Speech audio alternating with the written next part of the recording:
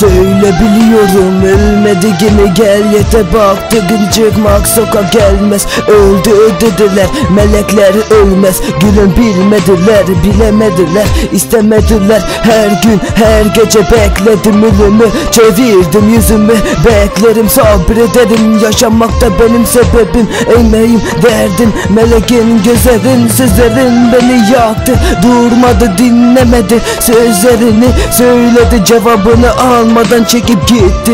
Bitti sana olan sözlerim, yaramadı yaraladı paraladı beynimi. Tek bir kalbimle paylaşamadım, başaramadım. Her gün ben kendimi yaktım, baktım sanki hayatı tattım, tadamadım, kimseye bakamadım, inanamadım. İçimdeki acılar, sancılar, gözlerimde yaşlar beni benden aldılar. Yarimi alıp beni yarına bırakın. Geceleri uykusuz, gözlerim yorgun, ağlayan gözlerim hasretten dargın.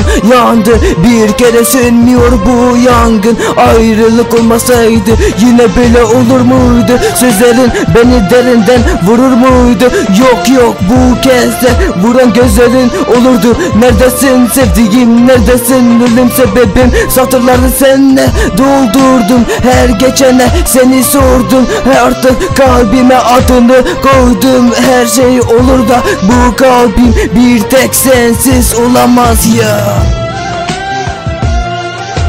070 mekan aşkın ya.